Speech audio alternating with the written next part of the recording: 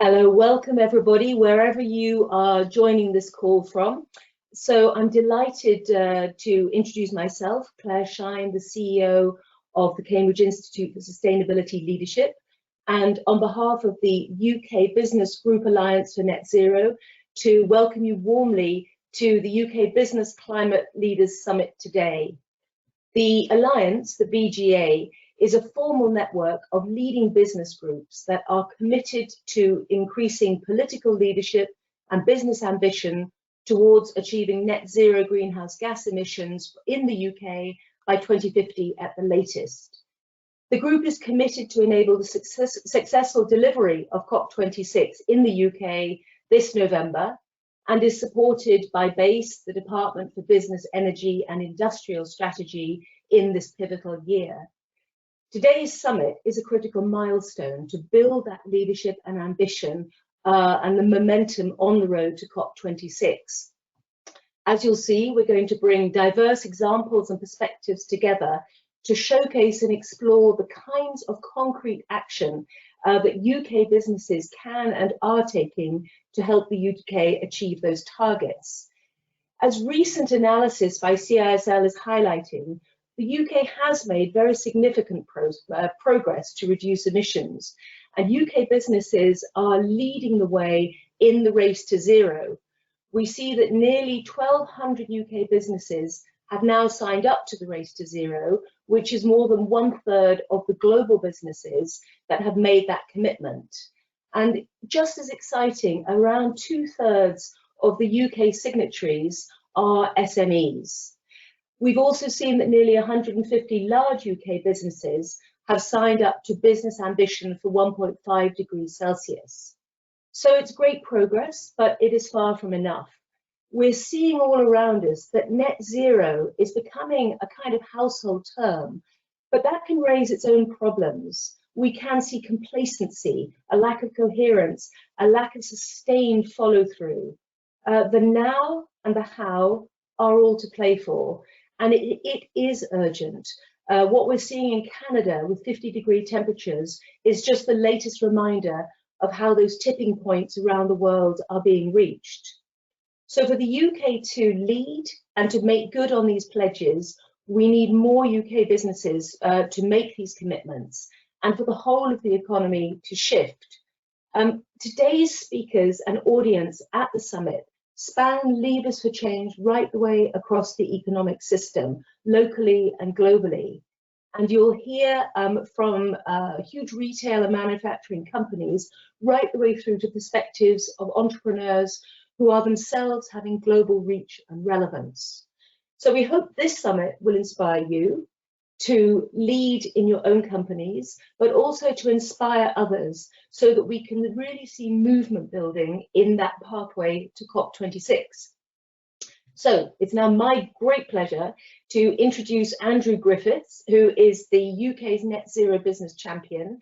I don't think Andrew needs more introduction for most of you here.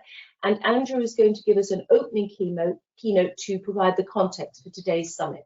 Andrew, the screen is yours. Thank you so much, Claire. Thank you for opening us all up, and thank you in particular to the UK Business Group Alliance for giving me this opportunity to speak today. It is a real pleasure to come and address all of you. You're all engaged in this topic, and I know that there is so much good work being done by businesses across the British economy, but also by groups like the Cambridge Institute for Sustainable Leadership, which you, Claire, lead. It's not been easy, so we meet against a difficult backdrop of the last 15 months, but I am so excited by the level of engagement that despite that we have seen as we say, you know, build back better as a result of this crisis. Now, as this year's COP host, it's really important that the UK is leading the world in the fight against climate change. The eyes of the world are upon us. And it's imperative that we respond. We as a country have what I think is a world-beating target of reducing greenhouse gas emissions by 78% by 2035 against 1990 levels. You saw us recently host the G7 summit, where leaders committed to working together to net zero by no later than 2050, preferably earlier, and keeping to the 1.5 degree world. That means that countries responsible for almost half of global GDP have now committed to deep cuts to their emissions over the next decade, and that moves on now to the G20, where hopefully we'll see similar level of commitment. But as Claire mentioned today, British businesses are also at the forefront of this challenge, which is one reason why I was particularly pleased to be appointed by the Prime Minister as the UK Net Zero Business Champion, so I can champion all of your efforts in the run-up to COP in Glasgow in just 17.5 weeks' time.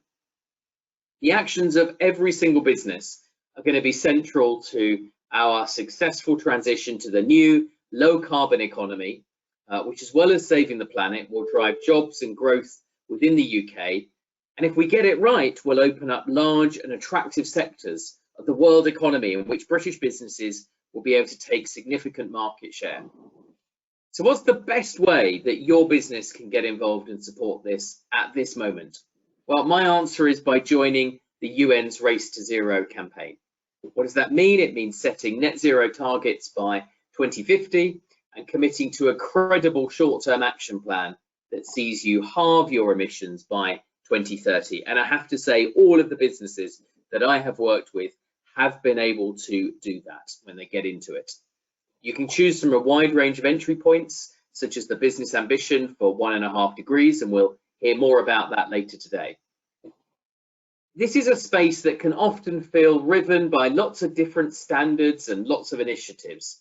And I think in that space, this is one kite mark that businesses can adopt that has real cut through, and you can do so with the confidence it's got the backing of the UN, the UK government, and it's underpinned by science-based targets.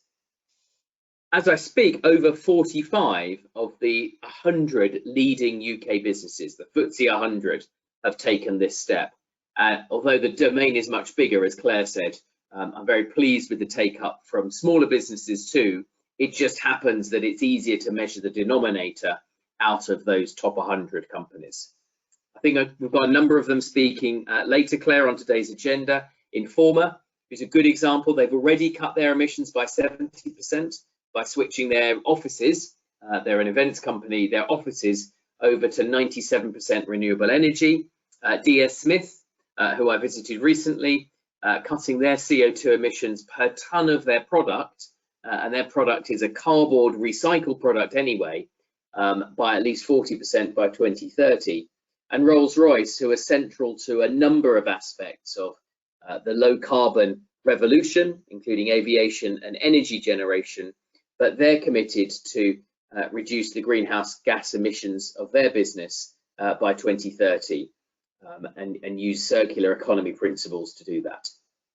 So we meet with COP26 fast approaching. I think there is no better challenge, if we like, and no better opportunity in the world today than taking action on climate. As Net Zero Champion, I engage with businesses every day, and I'm hearing lots of innovative and exciting things that they're doing. It's helping them mobilize their employees, their customers, and their shareholders. I'll be back later on with a video and a panel discussion with a leading business, because I think practical examples are really priceless in this space. So if there's something you're doing, please tell others, please tell me, and that is together how we're going to make the change. So thank you very much indeed, and back to you, Claire. Fantastic, thanks, Andrew. And keeping the emphasis on the concrete and the can-do mentality, I'm thrilled now to introduce Dr. Enass Abo-Hamed, who is the CEO at H2Geo Power and a One Young World ambassador.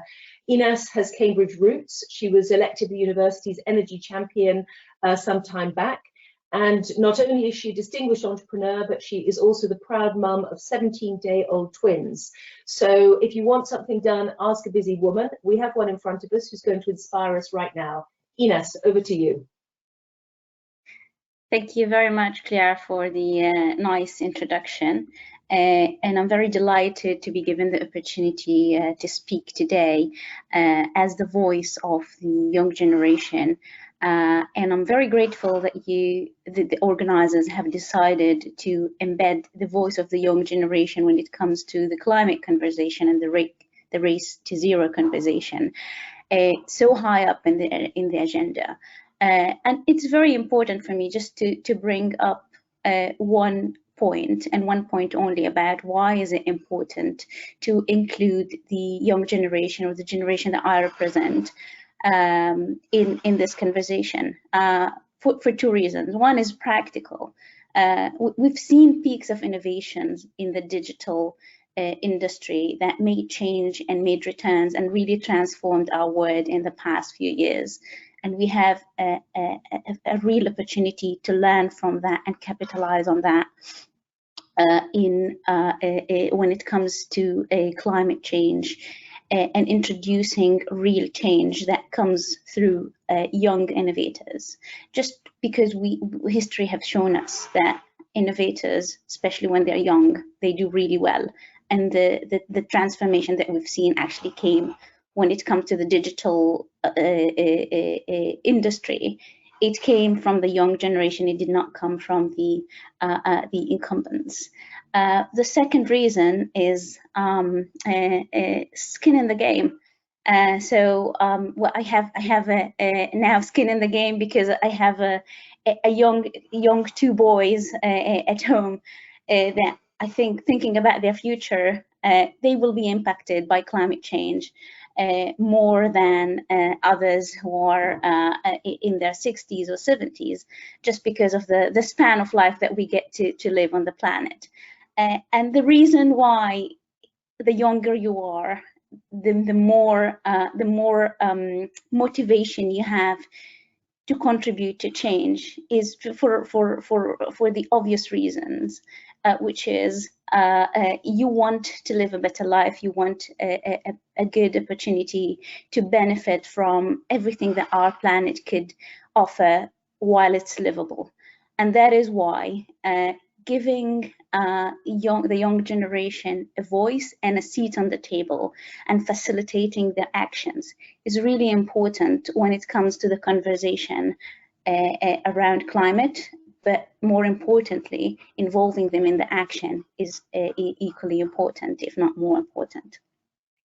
I represent, I'm a One Young World ambassador, which is a community of activists and actionists that looks at real problems to solve.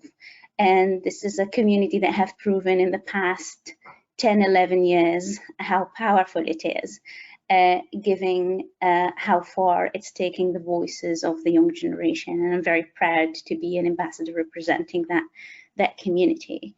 And I've been asked to talk a little bit about the actions that I am taking through my business, H2Go Power.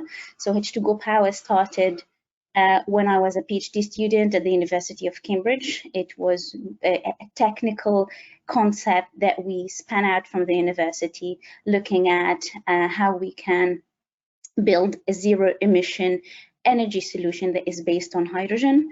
It's 6 years old. Since that time until today, we've focused on two markets. One of them is drones and aviation for zero emission flights, whereby we could use fuels like hydrogen for zero emission to extend flight time, but also to make sure that our flights gets cleaner.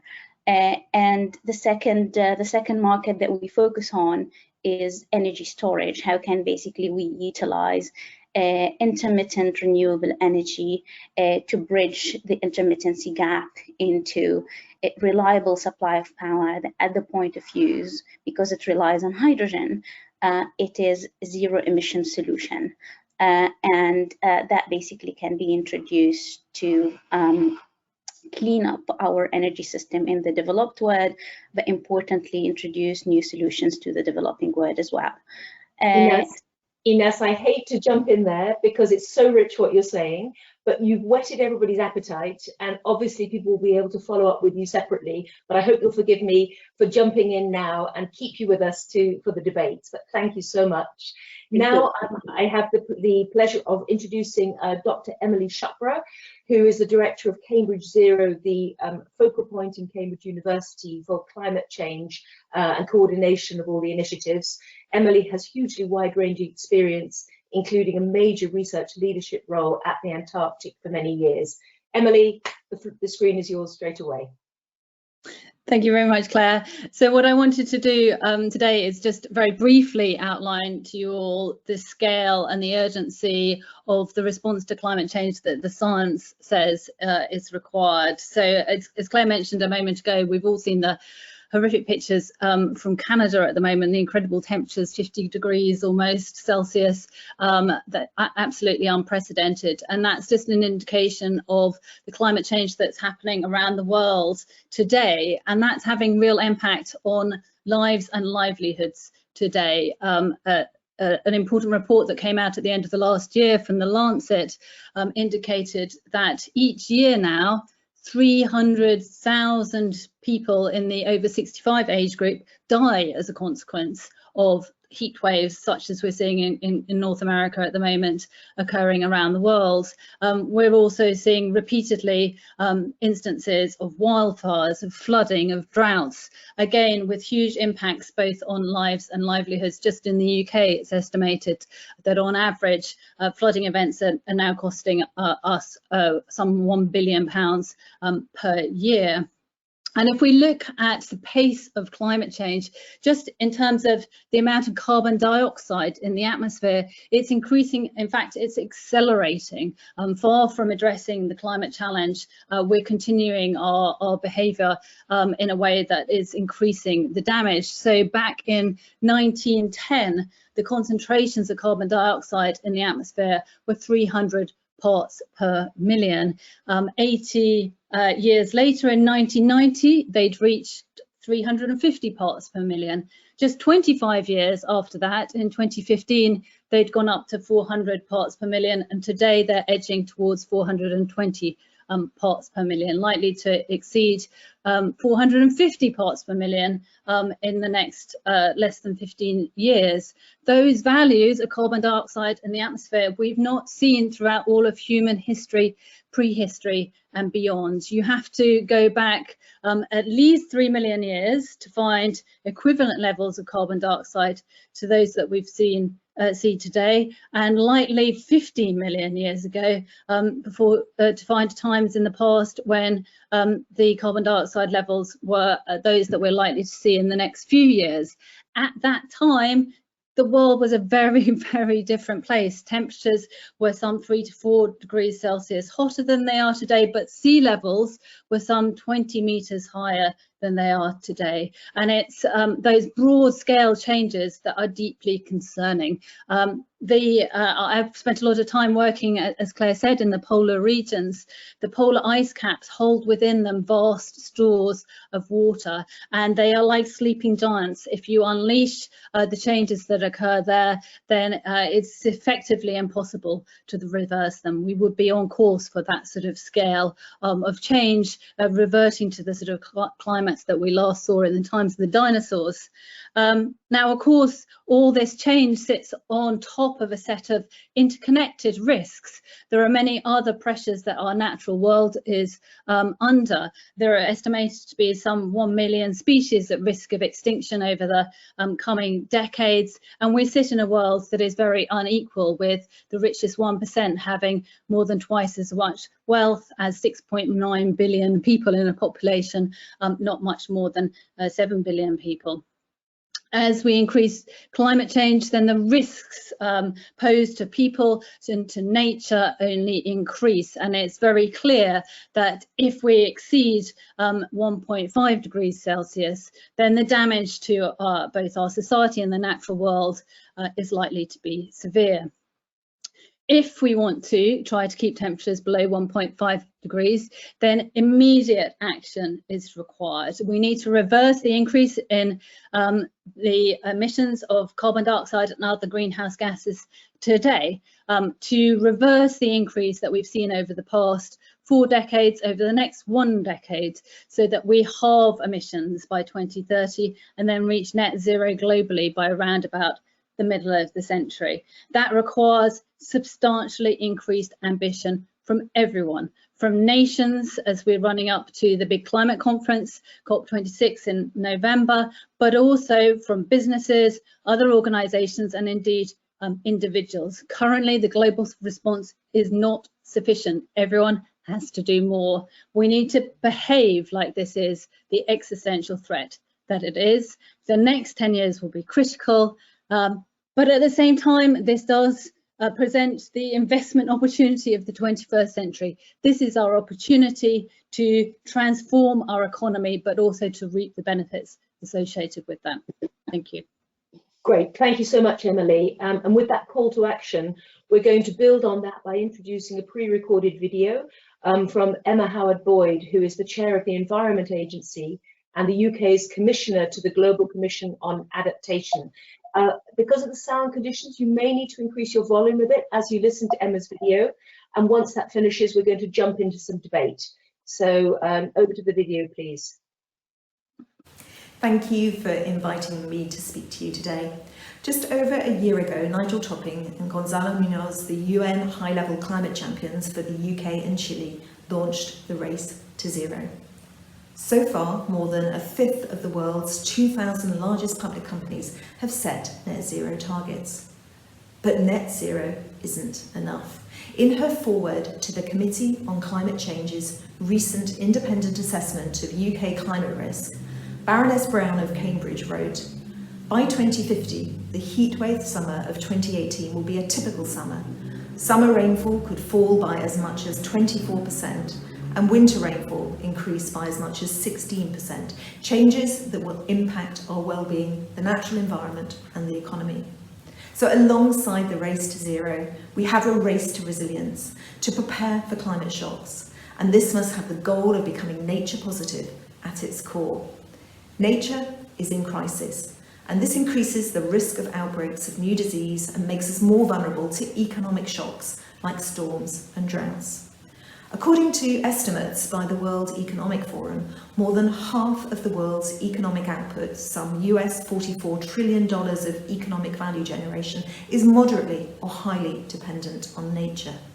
This high dependency on nature means nature loss represents significant risk to corporate and financial stability. Embedding resilience to climate shocks in business plans presents huge opportunities for the economy, but this work is still far too reliant on the public purse. John Haley, the Chief Executive of Willis Towers Watson, recently said, "We still lack shared metrics for risk and resilience and the supporting data and methodologies to incorporate physical climate risk into national planning, asset design and engineering, and operational cash flows. As things stand, we don't measure this risk and can't properly manage it, so the market pretty much ignores it." I'm working to address this with John and Samir Asaf, Chair of Corporate and Institutional Banking at Hsbc. Together, we co-chair the Coalition for Climate Resilient Investment. This works to develop and operate investments with a focus on infrastructure and real assets in ways that take account of the physical climate risks of the future, not the past. So far, the Coalition for Climate Resilient Investment is supported by governments and private companies that collectively manage more than $16 trillion in assets. But it's not only about avoiding risks. Investment in nature can deliver a steady long-term return. Dame Caroline Mason, Chief Executive of the Esme Fairbairn Foundation and a member of the Environment Agency's board, suggests if we understand the models that can make money and can be funded through private capital, we can raise additional money for nature and make sure that public and philanthropic funding goes where it's most needed. Investors increasingly want to work with businesses that are committed to enhancing nature where they work and in their supply chains. That's why I urge all of you to join the Get Nature Positive campaign. led by the Council for Sustainable Business, in collaboration with DEFRA and a number of organisations, including the Environment Agency, and supported by Accenture. The Get Nature Positive campaign will be launching very soon at getnaturepositive.com. The campaign will provide a practical how-to guide, giving sector-by-sector support and advice for businesses on how to protect and restore the natural environment. The guidance is reinforced by case studies and recommended actions drawn from business leaders, government and biodiversity experts. The Environment Agency has skin in the game. Last year, along with the Esme Fairbairn Foundation, DEFRA and Triodos Bank UK, we launched 4 projects which will protect and restore valuable habitats, attract private sector investment and deliver long-term financial returns. The 4 projects receiving funding are the Devon Wildlife Trust's restoration of the Carn wetlands, the Rivers Trust's work on natural flood management in the Wyre catchment in Lancashire, the NFU's work to reduce nitrate pollution in Poole Harbour, and the Moors for the Future Partnership's restoration and conservation of peatlands in the Pennines. These are small projects, but once we prove their ability to deliver a financial return, we intend to demonstrate how they can be recreated on a much larger scale. For many financial organisations, damage to nature is moving from being an external risk to an internal concern about commercial decisions and politics. Responding to the Dasgupta review on the economics of biodiversity, the Treasury announced new nationally significant infrastructure projects in England, such as future transport and energy projects, will as a result need to provide a net gain in biodiversity and habitats for wildlife through an amendment to be made to the Environment Bill. This is a good thing. In his book, Accomplishment, the advisor to government and governments, Sir Michael Barber, asks if what we currently think of as accomplishment in business, art, sport, science or government is in fact leading to a steady degradation of the planet, can we really count it as accomplishment? Investors increasingly want to work with organisations that don't just comply with regulations, but show genuine commitment and leadership. The Council for Sustainable Business can help your business do that, and that's why I urge you to get involved with the Get Nature Positive campaign. Thank you very much. Fantastic. Thanks to Emma. And for those of you who couldn't hear well, rest assured we will be able to make available a link with much better sound quality because Emma's messages were absolutely critical. So now we're going to dive into some debate. I'm thrilled to pass over to my wonderful colleague, Elliot Whittington, who directs CISL's Centre for Policy and Industrial Transformation. And Elliot's panel will focus on the can-do message applied to specific areas of sector transformation. Elliot, over to you and your panelists. Thank you so much, Claire. I'm very pleased to be here, and I'm very pleased to be joined by 3 extremely powerful women and insightful women to talk about the challenges for different sectors. So in my role, I'm privileged to work with the UK Corporate Leaders Group, which is an accelerator for the Race to Zero campaign and often advances the case for climate action from the perspective of leading British businesses from all sorts of different sectors. But as we've engaged in this story, I think it's more and more clear that the transition to a net zero economy is one that looks different in different sectors. Indeed, we recently came out with a report that looked at how the UK was doing and identified the different progress being made in different sectors and the need to advance and accelerate in particular sectors. So I'm joined today by Emma Pinchbeck, Chief Executive Officer of Energy UK, which is the trade association in the UK for energy companies. Also by Helen Clarkson, the CEO of the Climate Group, which has catalyzes all sorts of different global climate action around the world, but is particularly useful, well known in this space because of the amazing campaigns that they lead, such as RE100 on renewable energy, EV100 on electric vehicles, and EP100 on energy productivity and energy efficiency, which importantly, that latter one touching on the built environment. And Julie Hiragoyen, who is the Chief Executive of the UK Green Building Council, which is the voice of businesses that are in the British building sector who are committed to a better built environment. So I think you can all agree with me, this is going to be these are some of the kind of key perspectives as we think about how different sectors need to evolve. Emma, if I could start with you, it would be great to hear from you what you think the biggest challenges and opportunities facing your sector are in this journey towards net zero. So the opportunities are clear. So the great thing about my job is we are the sector of the economy that's decarbonised fastest to date in the UK. So emissions down 76%-ish on 1990 levels. That's been driven through a combination of early investment in new technologies, namely offshore wind and onshore wind in the UK, but also some solar. So investing in renewables when they were very niche and no one thought that they'd be the incumbent in the mix. And then putting in place markets and regulation, which then got those early stage technologies to scale very, very quickly and brought the costs down much more quickly than anyone anticipated. So we're in a situation now where renewables, rather than being a contributor to the mix at this stage, are likely to be the incumbent, and the whole sector is reorientating itself around the idea that variable renewables are the future. And I talk about that as the opportunity because that's basically what we're going to try and replicate in other sectors of the economy, where it's about mitigation and we have technology solutions that we know we need to get to scale. So we're going to need to do R&D investment. Actually, in many cases, we're already there, I would argue. And so it's about getting the market design and the policy design in place to scale up.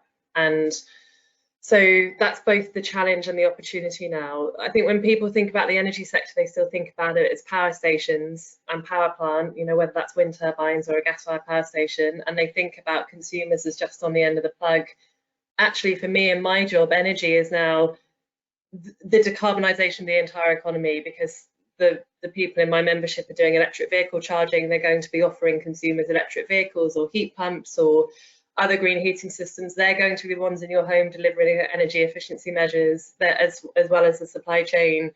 We are therefore very, very worried about things like having a heat and building strategy, having a hydrogen strategy, having these strategies that have gone so well for large scale renewables in other parts of the economy, and replicating what we've already done again. The challenge, as I say, is we currently don't have that. We've got lots of high level targets, but we haven't got the policy. And the other challenge is we've probably only got 10 to 12 years to get that done. And the reason is that when you think about infrastructure change, it can take 10 or 20 years after that initial investment to get to market. So hugely exciting in my job, much bigger job than people tend to imagine, because it's not just kind of power plant and consumers, it's all the stuff in between. And then the challenge and the opportunity is to replicate what we've already done well and do it quicker than we've done it previously for every other bit of the economy. Thanks, Emma. Julie, if I move to you, from your perspective on looking at the built environment, how do you see those challenges and opportunities? And do you think, you know, can we see the same level of transformation? You know, we've just heard about how the energy sector has been transformed and is an ongoing transformation. What do you see if you look forward for the built environment? Sure. I wouldn't paint such a strong picture as Emma's able to for this particular sector. I mean, the challenge obviously is just its sheer scale of responsibility in terms of our, you know, our national emissions. So the built environment in its kind of broadest sense can be attributed with something like 40% of our emissions, there or thereabouts, either UK and or globally. So it's a really huge contributor. An enormous part of that is kind of heating, cooling, lighting, you know, and other energy uses in our existing buildings that we occupy. But an increasing proportion, as we sort of drive some of that down, is actually also in the upfront construction processes and construction materials and products that that we're using to build more buildings. And globally, of course, you know, that's enormous. Many more new buildings to come. So different challenges, I suppose, as you look at different geographies. You know, here in the UK, it's often quoted that 80% of the buildings we'll have in 2050 already exist. So we've got a huge challenge to retrofit our existing stock, both homes and commercial and industrial buildings, of course. In other geographies, particularly global south, you know, huge amounts of new buildings will be put up between now and then, and that embodied carbon piece and the whole life carbon of those assets is really significant. And you know, I suppose the biggest part of the challenge from a UK context is we, as Emma alluded to, you know, we just don't have the policy frameworks that we need to really drive that down in meaningful ways, both the operational and the embodied and the whole life carbon piece. So on the latter, none of our regulations or indeed most of our planning requirements, don't make reference to embodied carbon in construction or upfront construction carbon. So we're really behind on that aspect, and we've got to catch up really fast because that will increasingly outdo the other. But even on the operational aspects, we're still building buildings, and we're still looking to build 200,000 to 300,000 homes a year that are not meeting net zero carbon standards in operation, that are going to need to be retrofitted by 2050. And so we're sort of locking in carbon and cost at a pace that is going to become very, very challenging to undo. Policies like the Future Home Standard coming in 2025, very welcome, of course, but not yet actually ensuring that our new homes will be net zero carbon by that stage. So a really big challenge. I think with every challenge lies the opportunity, right? There is an enormous amount of innovation and commitment coming through the built environment industry. More and more businesses working together. That's very much our experience across our 600 or so members. They're really trying to arrive at a common consensus, industry-derived consensus on what does net zero carbon mean for buildings, for new construction, for operation buildings in use, and for whole life carbon. And some of that's quite complex. It will require changing standards, changing underlying benchmarks over time, aspects like, energy efficiency, energy use intensity targets for different asset types to be ratcheted up over time, different renewables procurement and sort of generation obligations over time to match the sort of evolving market, as Emma alluded to, different approaches to offsetting and so on and so forth. So a big effort ongoing on net zero carbon buildings as such, and certifying those to meet that challenge. Thank you, Julie. That's really helpful. Helen, I mean, you're in a position to have a perspective on the energy and built environment sector, and you might want to share any thoughts that you've got in terms of catalysing, should we say, a global leadership group in either of those spaces. But I would also really love for you to talk a little bit about the transition to electric vehicles. There's a lot of work in the UK that you guys are part of on that, and it would be great to hear that kind of sectoral story. Yeah, great. Actually, it's just really interesting listening to Emma and Julie, because I think where we are now on all of this is 2050 targets, fantastic, and there's a lot of work has gone into those. 2030, great, we know we've got to halve it, but what we're hearing on all of these is we've got to do things right now to get to 2030. And so the challenge, I think, for all of us is bringing back those people, whether they're governments or businesses that have made commitments, and saying, fine, what are you doing tomorrow? What are you doing next week? And when you get into any of these areas, we've heard all those kind of specifics from Emma and Julie, it's like the work is immense. The opportunities, we've never had this kind of energy in the climate space, the leadership from around the world. So it feels very exciting. And I think there's a roller coaster of, we're going to make it, we're not, we are, and you sort of hit Emily, but there's so much going on. And I think that one of the things is that we know that most of the technology that we need exists, and that's great. It's how do you deploy things at scale. So in the transport sector, you get, again, and we focus, as you know, on electric vehicles and particularly fleets. So corporate fleets in a market like the UK account for more than 50% of new vehicle sales in a year. So the corporates buy those cars, they use them not for that long. They'll use electric vehicles actually longer than they use combustion engines because they last, they're more durable. But those then start to move through the second-hand fleet, and that's how we're going to get a transition.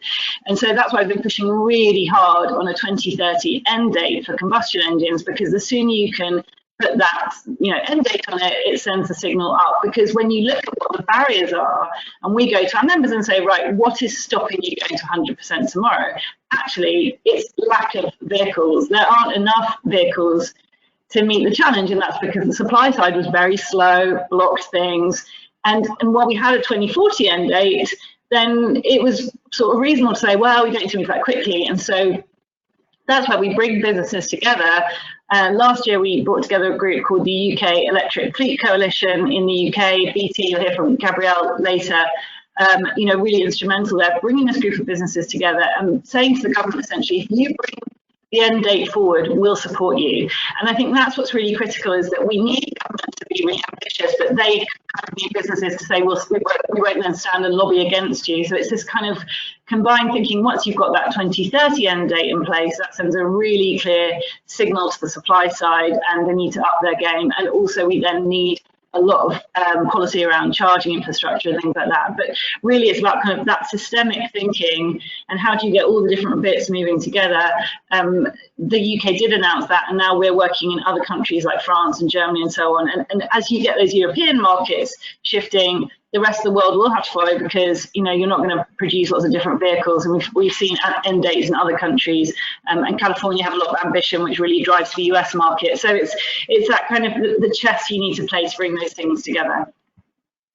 Thank you. I just want to come back to each of you with one final question, but if we can kind of if I can get you to sort of give me the sort of 30-second version of each of you. So you all talked about business leadership, and you've all talked about the unresolved tasks in terms of the policy clarity that's required.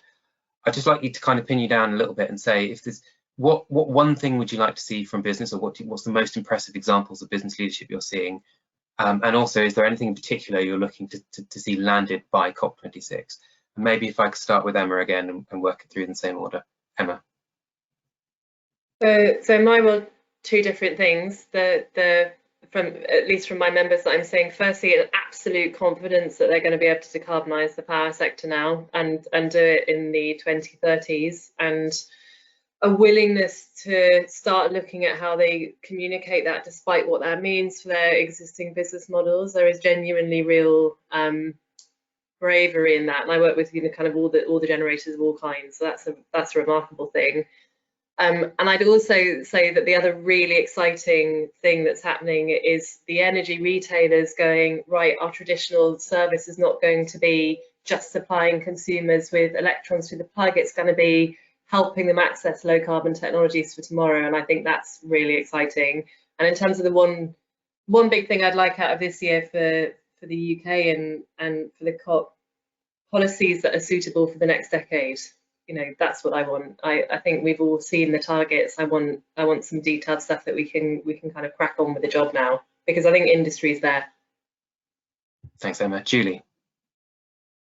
Yeah, I would say join the race to zero. I obviously would say that we're an accelerator, and we want all our members and all businesses to join the race to zero. I would say put buildings at the heart of your action plan. Very, very few organisations and businesses still do that. So sign up to things like the Net Zero Carbon Buildings Commitment, which feeds into EP 100. And I would also say,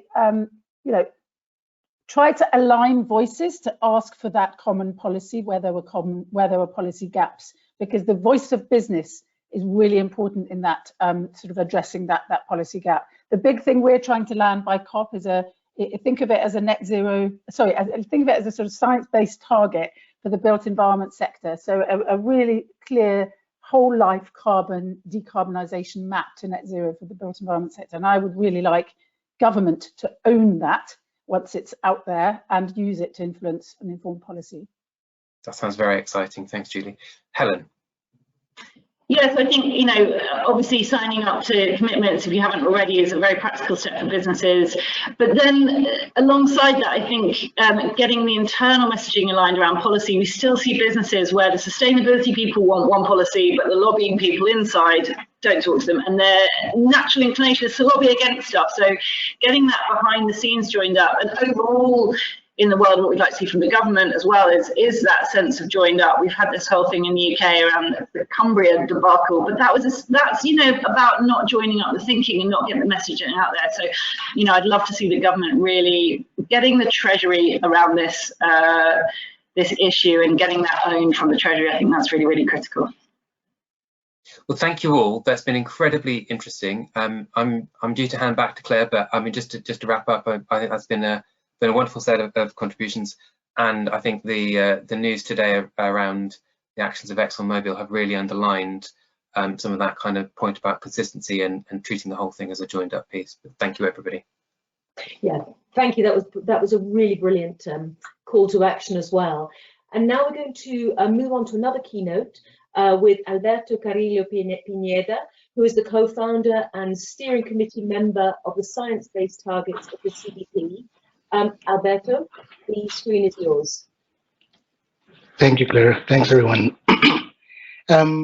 Well, I think we had heard already a very compelling case about the need to increase ambition and then turn this ambition into action in this critical decade. Now I'm going to walk you through how companies can join the race to zero and the movement of companies aligning their ambition to 1.5 degrees. And to start with, I want to briefly introduce you to the Science-Based Targets Initiative for those of you who are not familiar with it. The Science-Based Targets Initiative is a collaborative effort between multiple organizations, originally CDP, UN Global Compact, the World Resources Institute, and WWF. And we've been working with the Women Business Coalition, with Race to Zero, and a large number of partners that are helping us amplify and drive ambition in the corporate sector. If you go to the next slide, please. Today, we have around or over 1,500 companies that are in the process of setting targets or have already set targets that are consistent with the goals that we have adopted in the Paris Agreement. And we started this campaign called Business Ambition for 1.5 degrees. That is one of the routes to join the race to zero. And we started this campaign a couple of years ago. And after the launch of the IPCC report that brought clarity on the urgency to limit warming to 1.5 degrees. Back then, we had around 60 companies that had targets that were consistent with limiting warming to 1.5 degrees. Today, we have around 400 companies and around 400 companies with approved targets that are 1.5 degree aligned, and around 600 companies that are in the process. And you can see that this is becoming a movement. And of course, our invitation to you is to join this movement. Next slide, please. Companies can join the Race to Zero and the Business Ambition for 1.5 degrees by signing a commitment letter.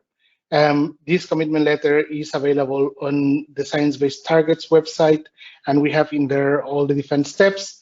Briefly speaking, companies commit as a first step, and then after that, they have 2 years to get their targets in place and also independently assessed. And that's a process that companies follow. Next slide, please. We have two options that companies follow to join Business Ambition and Race to Zero. The first option is for companies to commit to set short-term science-based targets that are consistent with limiting warming to 1.5 degrees. And the second option is to set long-term net zero targets to reach net zero before 2050, and also interim science-based targets. What we see as the most robust option is, of course, for companies to choose both, to commit to reach net zero before 2050 and to set shorter-term science-based targets. Next slide, please. Part of what was discussed is the need to have clarity about what net zero means, and the understanding that we have different net zero trajectories for different sectors of the economy. And right now, we also different interpretations of what net zero means. And in order to resolve that, the SBTi is working with a group of experts and a wide range of organizations to help define net zero for the corporate sector. And we're planning to release standard at COP that is going to help bring clarity on net zero target setting in the corporate sector using 1.5 degree pathways as a benchmark. And after that, the SBTi is going to provide independent assessment of corporate net zero targets to ensure that targets adhere to the transformation needed to limit warming to 1.5 degrees. Next slide, please. In the opening session, we heard already about the large momentum in the UK. We have, it was the first country that reached 100 companies with 1.5 degree aligned targets through Business Ambition. Today, we have over 140 companies that are in this process. And of course, it's great momentum, and we want to see more and more companies joining this movement. At the same time, we still see some gap, especially with some of the largest emitters, and it's critical for us to continue to expand this movement. We need all companies to join the Race to Zero and to join this movement towards 1.5 degrees. And so, of course, this is an invitation for all of you to help us get all the companies on this trajectory. Next slide, please. Finally, I just want to reiterate the invitation to join the Race to Zero and to join Business Ambition for 1.5 degrees. By COP, it's a critical year, and we have limited time to scale up ambition. So yeah, we look forward to joining this movement. Thank you. Thank you, Alberto. And I'm hearing the word movement coming up more and more. I really like that as a sense of energy that can expand and really bring others, even less than the non-usual suspects, into this movement for change. Now we're going to welcome Andrew Griffith back, who's going to launch a great video conversation pre-recorded between himself and Ken Murphy, the CEO of Tesco, which is a member company of CISL's Corporate Leaders Group UK. Andrew, over to you. Yeah, thank you, Claire. Look, it was without much more ado, really, but it was a really good opportunity to hear from quite a big, complex firm and one of our corporate leaders in the UK who very rarely gives an interview. So I found it quite informative, and I hope all the viewers will as well.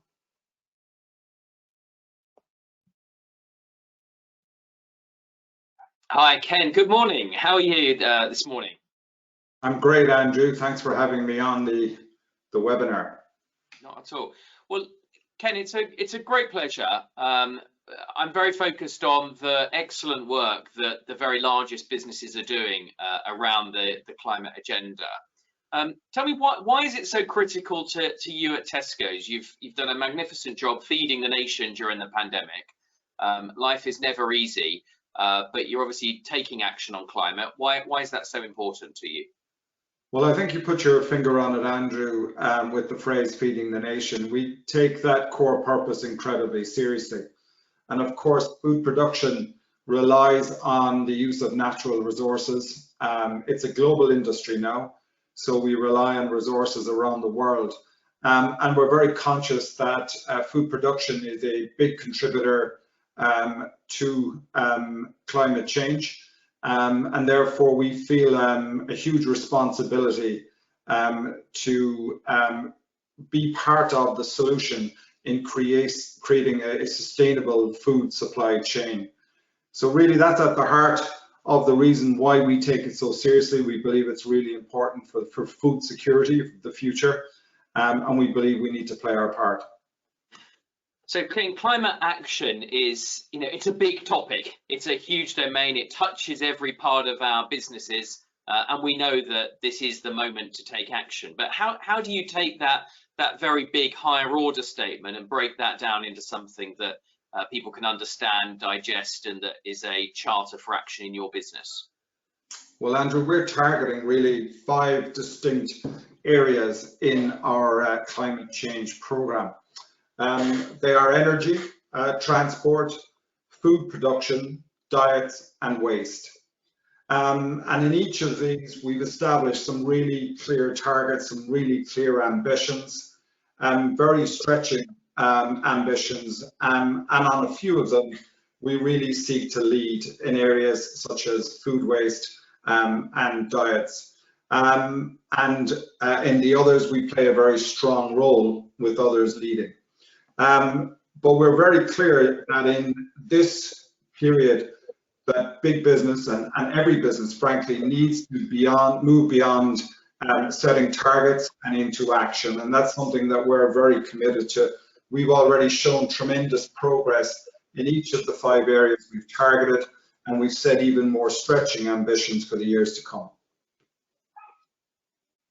So tell me a little bit more, if you would, about some of the things you're doing. One of the things I often observe, my own background is in business, is that a lot of the things that we do can help the bottom line as well. Not all, but many of them can. And I think perhaps of things like food waste, is that something that you've been doing a lot in, Ken? Yeah, no, it is. It's a huge part of our agenda. We've really taken a leadership role in food waste reduction for some time now, and particularly over the last 5 or so years, where of course we've taken on a commitment to cut our food waste by half. The real essence of it is we know that a third of all food produced is wasted, and therefore we feel a huge responsibility to do our part in reducing that. And of course, at the same time, we know that food poverty is very real. It's a growing issue in the markets we serve, and obviously very clearly in the United Kingdom. And it was an issue which during the pandemic became much more acute.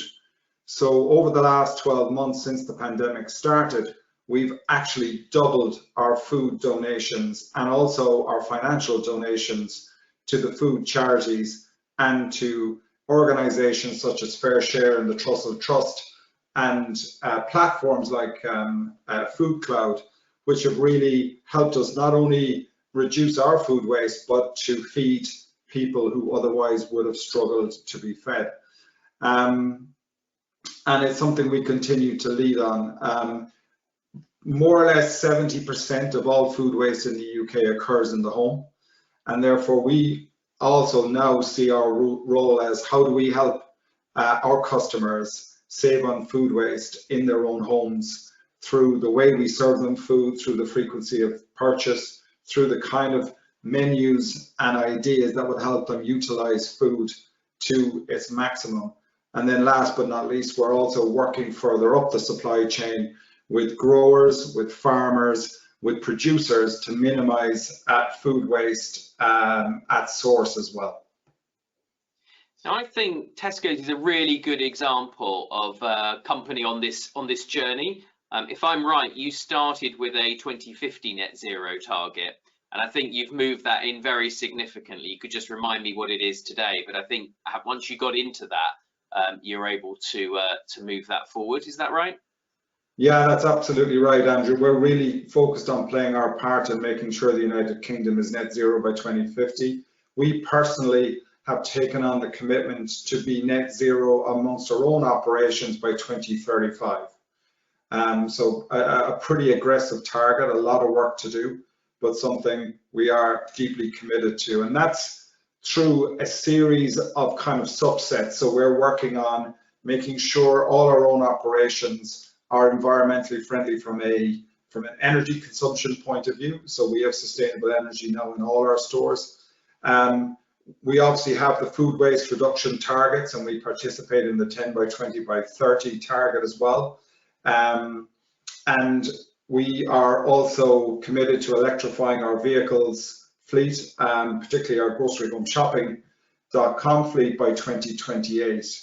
And then last but not least, we are really focused on deforestation, and therefore we have some aggressive targets there as well. That's a huge amount going on, and it reminds me of what I always call the ferocious problem-solving power of business, that once you get it into your fleet manager or your warehouse manager, they can chunk this down into a set of soluble problems. But let's not be naive. What's been some of the hard bits on the journey, Ken?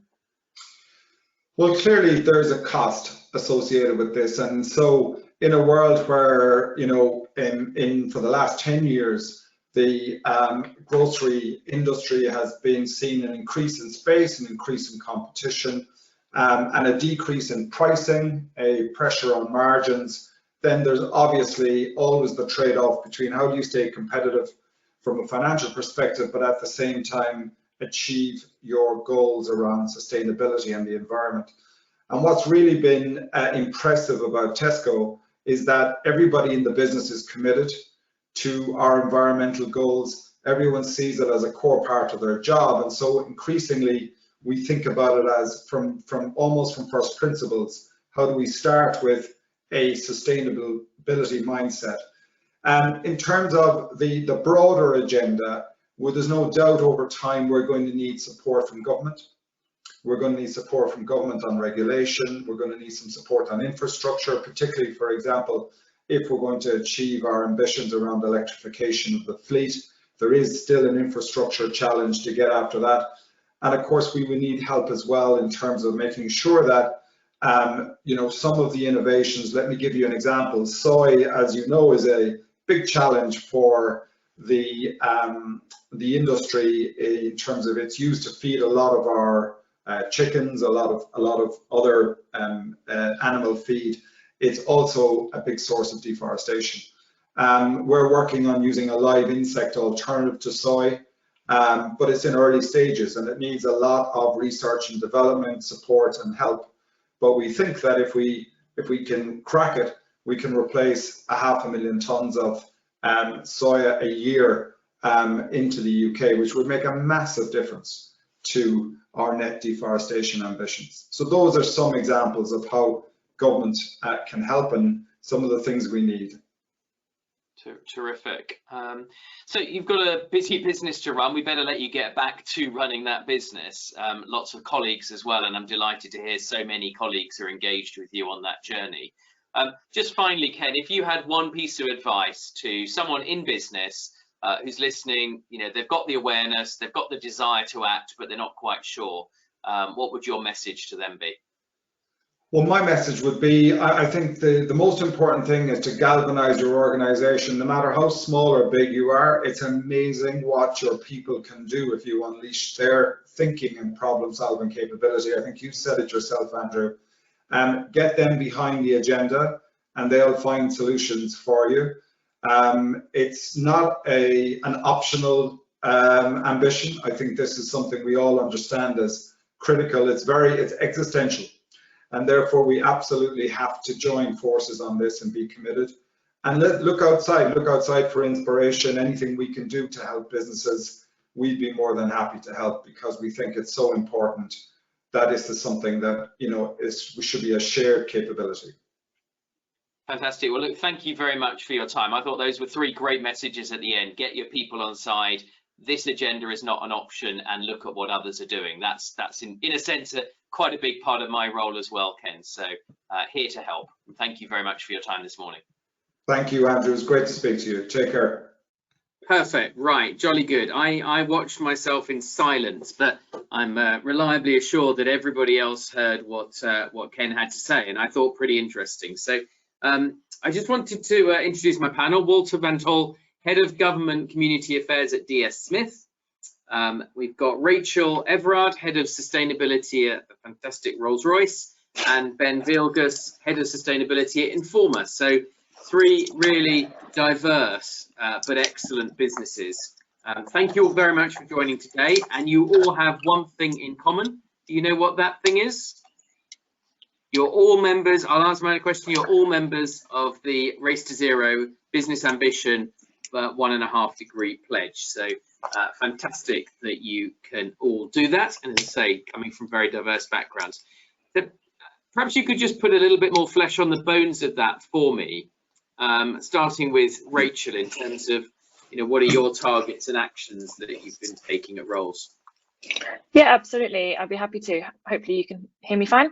So it's about a year ago, actually, Rolls-Royce joined the Race to Zero campaign. We were one of the first companies in the UK to join the coalition at a time where we were really feeling the worst impacts of the COVID pandemic. It's no surprise that's been particularly profound within Rolls-Royce, but I think something we recognised was that the climate crisis doesn't wait, and there was a need to take immediate action. So we're really pleased to join as a science-led business, for us very much informed by the climate science. And we do believe that we have a really exciting role to play in the transition to net zero. And as demand for power continues to grow, and we've just heard from Ken about how the need to electrify and provide more power for an increasingly electric future, as to potentially could carbon emissions. But actually at Rolls-Royce, we do think there is a technology-led transition to net zero that we can play a really important role in. So our own decarbonisation strategy, it starts with the emissions within our operations, those within our direct control. it extends into our value chain and into the partnerships that we have with up and downstream of our own activities, but then ultimately focuses on the contribution that we can make to a global transition to net zero through technology. Fantastic. And same to Walter.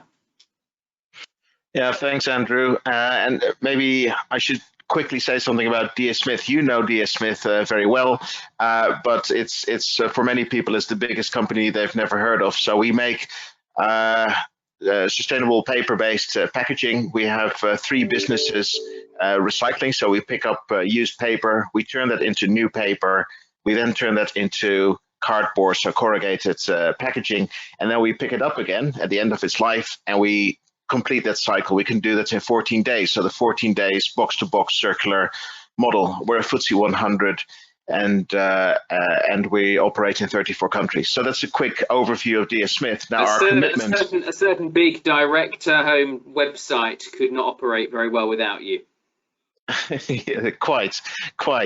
And so on our commitment, then the carbon commitment, on the 9th of June, we announced that we commit to a science-based target for 2030, which requires at least 40% reduction of emissions per ton of products by 2030 compared to 2019.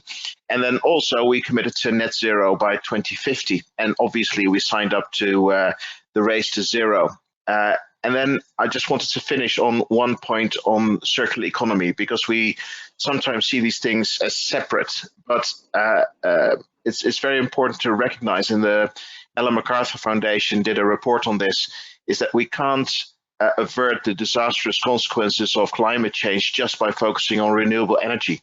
That's only 55% of the equation. The other 45% is how we consume and how we make products, and that is the circular economy. So if you want to have the impact that we need, you need to do both things: renewable energy and circular economy, and that's what we're committed to. Thank you. Ben, tell us a little bit about Informa, and I think you're relatively recently in terms of a membership of the Race to Zero. That's right. I actually think Wouter and we should form a self-help group. Not only do we dress the same, but we both work for companies you've never heard of. So Informa is one of the world's largest B2B specialist media businesses. We're in the FTSE 100. I guarantee if you went to university, you'll have read our books and our products. You've probably been to our trade shows and conferences. We're actually on about year 5 now, Andrew, of our journey towards being a net zero business. But we've done it in nice bite-sized chunks. So we started off with science-based targets around 2 degrees. We upgraded to 1.5 degrees recently. Like you, Rachel, we're science-led, so we want to make sure we follow that. But we realized about 18 months ago there is a real competitive differentiator in being a net zero business. You know, it drives innovation in the way we deliver our products. It encourages partnerships in our sector. Our investors tell us they want this. You know, it's almost a license to operate now as a FTSE 100 business. We have to have a net zero roadmap that's costed and worked out and transparent. And our people and our customers love it. You know, we have a net zero goal of 2030. It does include all of the emissions in our value chain. It scares the life out of me. I lose a lot of sleep. But I'd rather have that bolder ambition and do everything we can to get there, because it's exciting people who work for us, and it is driving change. I think we're very fortunate to be in a position where we can do that.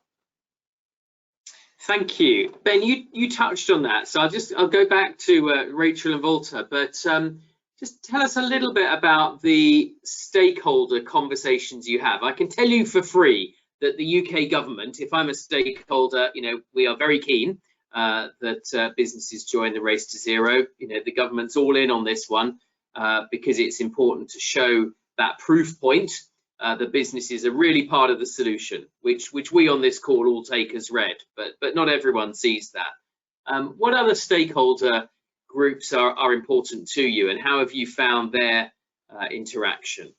Rachel. Yeah, I mean, I think this is a topic on everybody's lips at the moment. It's something we're obviously speaking to UK government about a lot, and yourself including, Andrew. But actually across our customer base, our investors in particular, this is a topic that is in every conversation. And what for me is really exciting is it's no longer kind of an add-on, it's very much embedded at the heart of all of those conversations. But also, as Ken alluded to in the conversation earlier, it's something that all of our people, 45,000 people at Rolls-Royce, are incredibly passionate about and contributing to actively, and that is a real driving force within the organisation.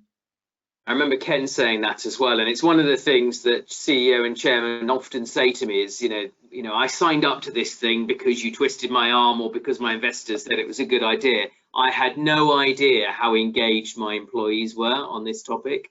Is that similar for you, Walter? Yes, it is, Andrew, and certainly the enthusiasm after the 9th of June when we announced these carbon targets, it was amazing. We had such a good response. And in terms of the stakeholders, I echo what Rachel said. You know, customers, policymakers, media, investors, also suppliers. And what is really important is that you go beyond just talking to them. And so we are working, for example, with our customers on circular design principles, which are important because you design out waste. So you design out fiber, you know, wood fiber out of your products. So you ship less packaging, you ship less air, and thereby you reduce not just their emissions, but just emissions overall. I mean, void space is a big problem in e-commerce. The total emissions related to void space are about the same emissions as the country of Belgium. So this is really important stuff to design out that waste, and we do similar things with suppliers as well. Is there a sense, he says, leading the witness, but is there a sense that some of the actions, because we're all a bit intimidated, and I want now to, you know, us to think about those who are sitting here much more at the start of the journey, you know, where you guys were multiple years ago. You know, is there a sense that some of these actions, you know, don't need to cost money, that some of the things you would do, you know, might help the bottom line as well as help the planet? Ben? I think definitely, and the first actions are always the easiest. You know, the old cliche, the low-hanging fruit. Find the efficiencies in this. Find the things that allow you to grow your business. We've been switching our events to being renewable energy powered, and we're finding that brands want to sponsor that. So we actually develop revenue streams and stronger partnerships because brands want association with being sustainable themselves. We've developed a whole raft of new products that are in the sustainability space. You know, our colleagues find more passion and therefore more productivity and more engagement because they're working on projects which allow them to feel like they're doing something meaningful. Just everywhere we look, there's lots of opportunities, and yes, there is cost coming up, but some of it is absolutely minuscule. You know, 0.5% on our energy bills to move to renewable. That's what your experience was from opting for renewable. Definitely, yeah. I mean, we're lucky we're not a very big renewable, so we're not a very big energy user in the same way that, you know, Alberto or Rachel's companies would be, but it's a great step just to be able to establish some credibility, be comfortable we've got that under control, and move on to the more challenging things. Rachel, have you got any equivalents to Walter's void space? That's a big new one for me, but yeah, that's a big one. I mean, Rolls-Royce operates in complex critical systems, parts of the economy that are really hard to decarbonise: transport, power, the built environment. They're also really, really important, and they do have, you know, a significant carbon impact, but there are solutions to decarbonising these, and there's business opportunities to come through that. I think, to your question, kind of, it is a daunting task, and I think no one really has all of the answers right now. At least in the sectors that we're part of, there's a myriad of different solutions, and it's finding out which is the one that's going to work. And you've kind of got to jump in, I guess, and take the action, and then perhaps work out all the finer detail. Big fan of jumping in. I mean, we should. It is in any new, you know, change is always hard, but it doesn't happen by not taking the first step.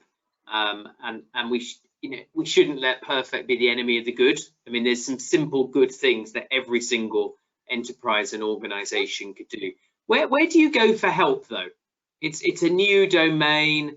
I mean, I figure some of you have some expertise within your business, but what are the other places you would suggest people turn to apart from Informa?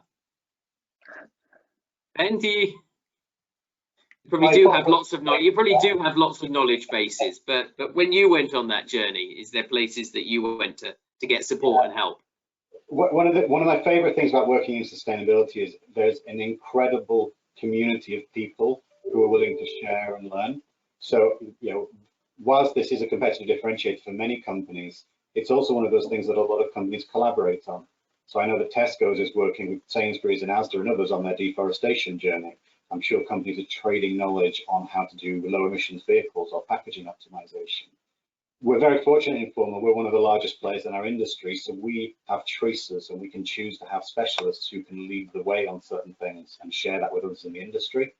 But likewise, our peers have different specialists and they share their knowledge with us. So one of the stakeholders that we feel is most important is actually the industry associations, where you can pool resources and collaborate. We're part of a 12-company crowdsourced innovation program in the events industry, where we're doing things that we've never done before, because we can put all our resources in one pot and we can take those risks and do those experiments. And I think most of the time, no one's done this before. No one's figured out how to shift a company the size of Tesco's or BT to electric vehicles, because it's never been done. So they take small steps, they work together, and they figure it out. Yeah, is that true for Walter and Rachel as well? Rachel, why don't you go first? Thank you. Yeah, I think absolutely. I think we can look inside our own sectors, but we can also learn from others outside of our sector. And I think this challenge will require us to look for new partners and new collaborations that might be surprises to us. Rolls-Royce is working with a number of small startup organisations at the moment on some of our technology solutions. I also think there's a fantastic role for some of the organisations we've heard from today, We Mean Business, Science Based Targets, Race to Zero, and BITC and others. They have fantastic resources that I learn from and gain a lot from, and I'm sure that a lot of other organisations, large and small, can learn from as well. I think that is absolutely right. Yeah, Walter? Well, just to say that what Ben and Rachel are saying is absolutely true. And in addition, I would say we heard from Tesco is to pull together the people in your business who know a lot about this, pull them together, because they might not have been talking to each other about all these sorts of topics and might not have considered everything, but also to identify honestly where the gaps are in knowledge, especially because we're looking at a much longer time frame than we're used to. For our business, 3 years used to be long term. Now we're talking about 2030, we're talking about 2050. The uncertainty is so much greater. And do we really know what the carbon price is going to do? Do we really know when hydrogen becomes commercially viable? So we also use the external consultant experts who know much more about that than we do. And by combining that with our own employees and with industry associations and others, that's how we built the completer picture over the long term. I think that's absolutely been my experience as well, in that you invariably go into much more collaborative conversations. I mean, my diary's anything to go by, every single, little sector federation has its own now net zero or climate action working group. Bit of a shout out for government. I mean, the government is putting a lot of money into this space, not all of which will reach you guys, but through, there's a net zero innovation fund. UKRI has made it one of their core priorities in science and innovation spending. So a lot of that is sort of on the problem solving side of things. I like Rachel's mention of startups. There's this whole new burgeoning world of climate tech, which is one of the fastest growing and attracting some of the largest money coming in at the moment. And they've absolutely got their eyes set on solving some of these challenges. And then, of course, BEIS itself, often with its sector experts, can sometimes play a connecting role. Okay, let's keep going. I'm keen to hear about specific ways in which you've interacted with your supply chain. So quite a few, we'll have fitting here. Let me just give a voice to what I suspect some people are saying, which is, it's all very wonderful for these big guys. They've got lots of corporate resources, sustainability officers. It's not going to feel so great when I get told, I've suddenly got to be zero this and zero that in the supply chain. So, apart from putting a comforting arm around their shoulder, what are the ways in which you can interact together? Rachel again, sorry, but you've got a really big supply chain and it's pretty complicated. It is really complicated and it's really big, you're right. I think for us, it's about kind of establishing a baseline, setting a core kind of way of working and conversation with our supply chain. We have been also, like just last week, actually, we hosted our first sustainability kind of conversation with some of our high performing suppliers in our civil aerospace business. So we brought together a group of about 30. We talked to them a little bit about Rolls-Royce, what Rolls-Royce was doing, but more importantly, we gave them the opportunity to talk to each other and actually learn from what they're doing in their own operations and in their own geographies in different parts of the world, to learn from them. And I think that sharing of best practice and sharing of information across the supply chain is going to be really important. What did you learn? Were you at that event? What did you learn that surprised you, Rachel?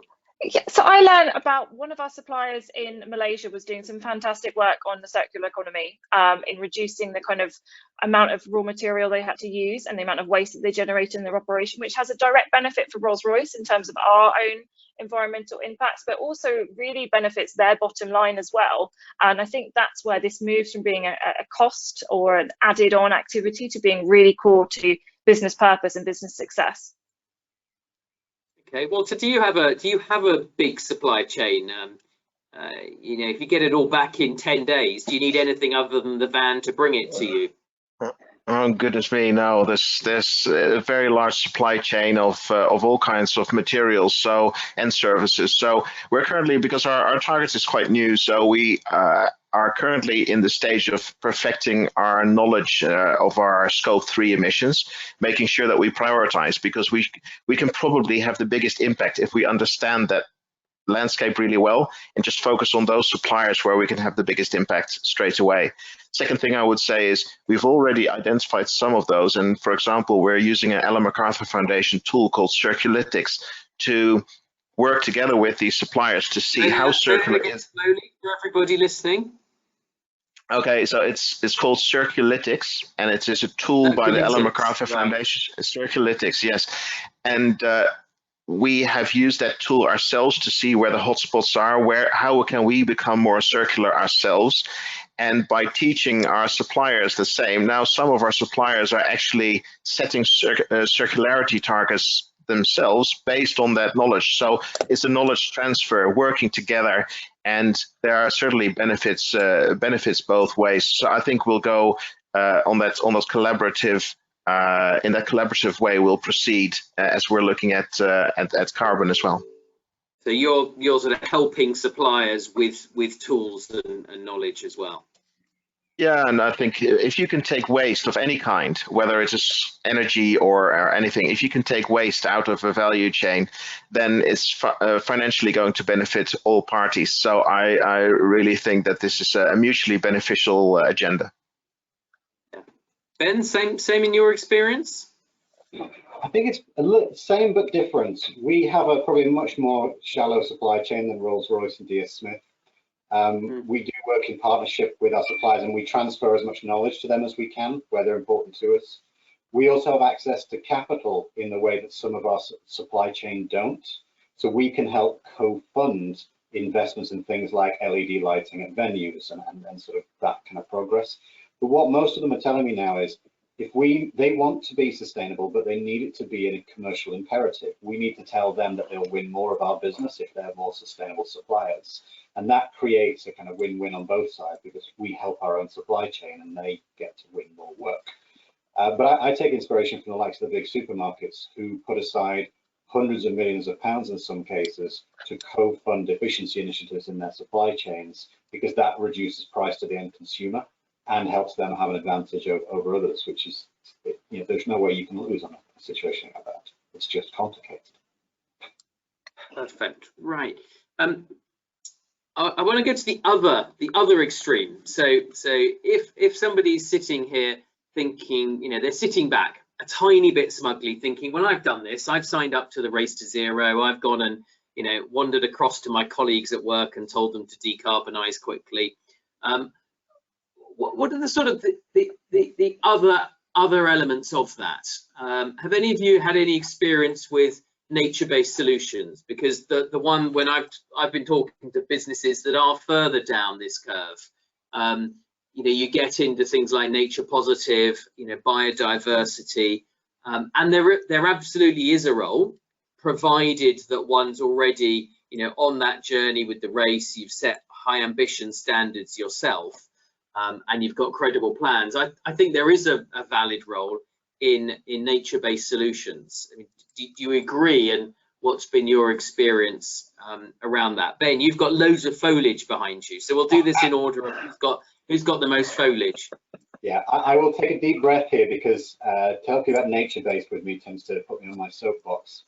I think that, so nature-based climate offsets or compensate for carbon emissions, it should always be a last resort in my mind, yep. But it should be taken as soon as possible. And we don't have the time to wait for people to get their emissions down as low as they can and then start offsetting. We're a much bigger believer in that people should be reducing their emissions whilst offsetting, so that you have an additional incentive to offset, because you've created an internal price of carbon, a cost for the business.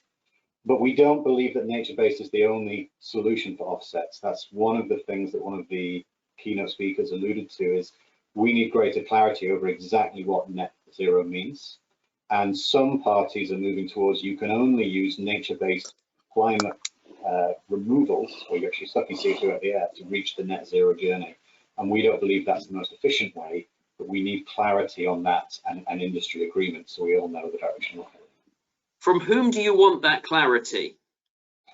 I think it's a mix of governments and the key influencers and ratings agencies, so CDP, the SBT institutes, the people who are setting the standards. So that might even be the FRC in the UK, who obviously set a lot of climate reporting policy already.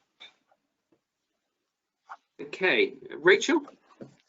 Yeah, absolutely. I think there definitely is a role for nature-based solutions. I'd be largely aligned with what Ben just said there. I think for us, Rolls-Royce, a technology-driven organisation, we are looking at technology-driven solutions. And actually, I think for us, there's more opportunity in decarbonising some of the really, critical parts of the systems that we serve, and looking at both low net zero and ultimately into net negative emissions technologies. And I think that's where there's, like direct air capture, carbon capture and storage.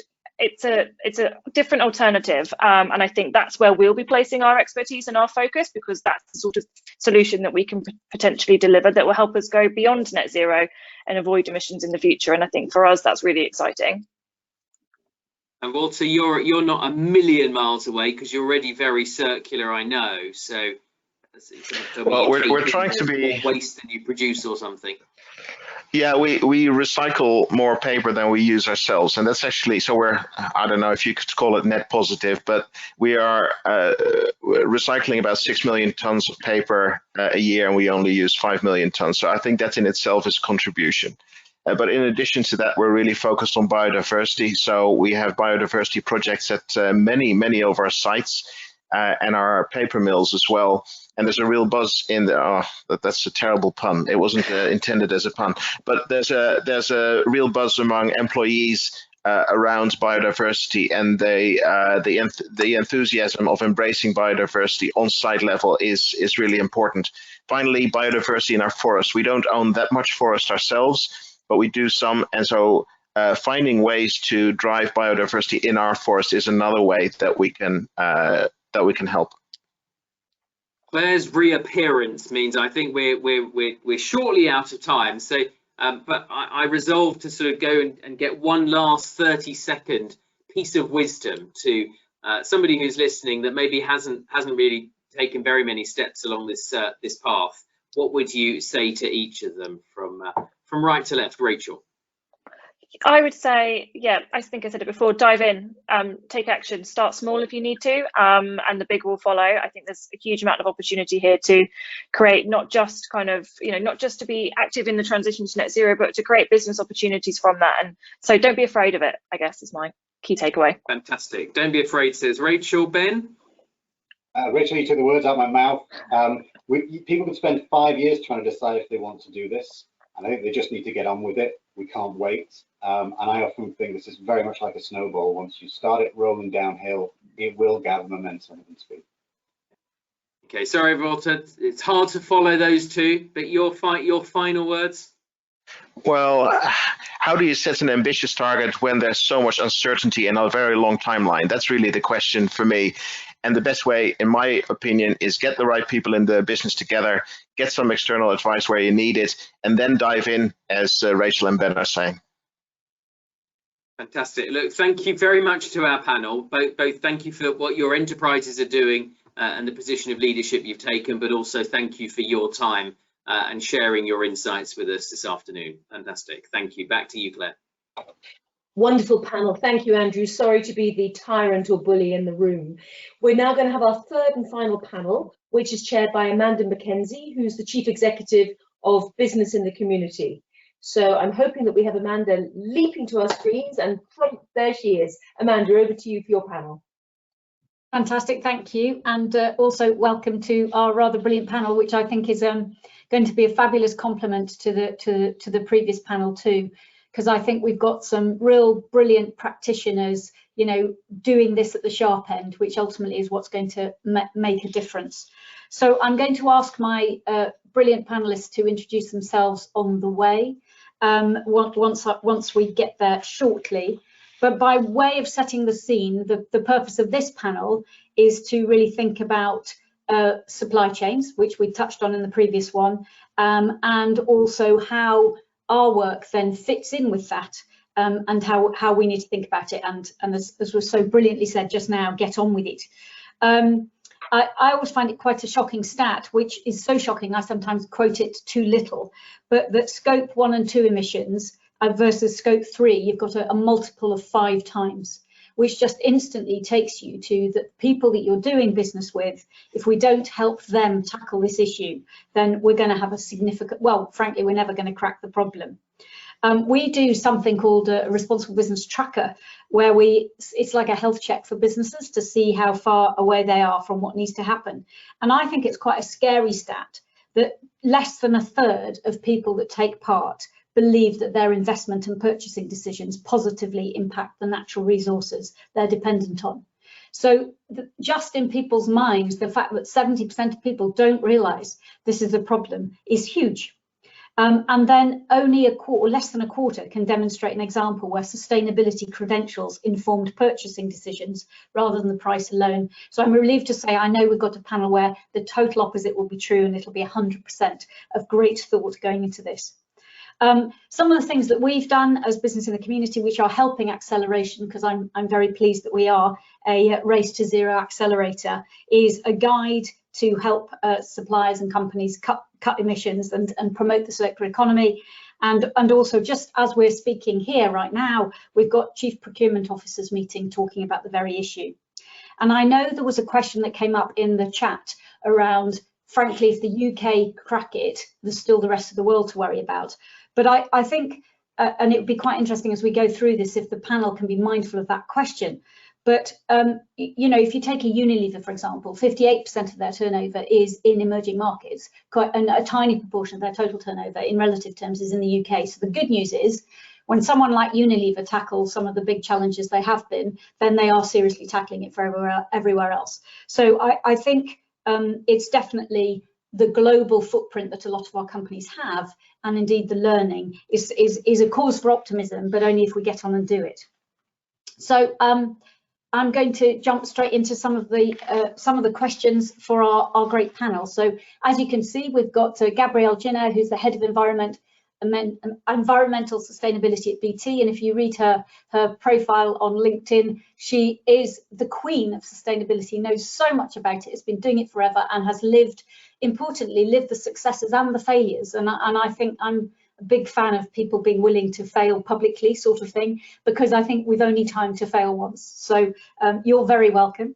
Andrea Sarens, who's the head of climate into IKEA Group. As most people would say, you've got the dream job there.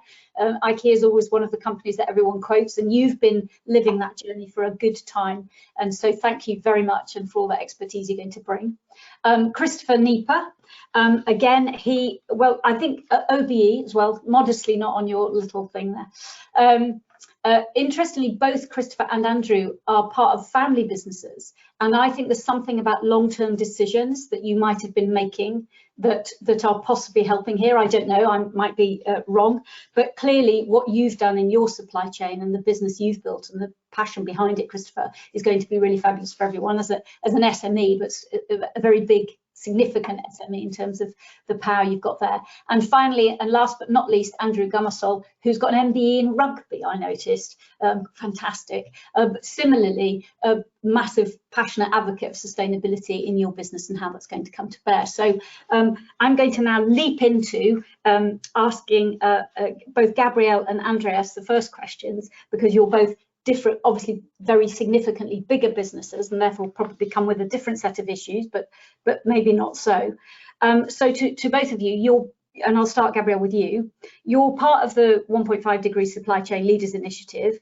So tell us a bit about why you joined, why you're taking part, and what advice you would give to other companies as they think about this and think about the aspects of supply chain that they should be thinking about. Yeah, thank you very much, Amanda. So taking climate action is not something that's new for us here at BT. It's actually something we've been doing for almost 30 years now. We set our first carbon reduction target in 1992, and we set our first science-based target in 2008. And that was really before people were talking even about science-based targets. And that meant that we reduced the carbon emissions of our business by 80% by 2016, 4 years ahead when we had been scheduled to do it. So we decided to be even more ambitious, and that's where the 1.5 degrees come in. We set a science-based target aligned to 1.5 degree pathway in 2017.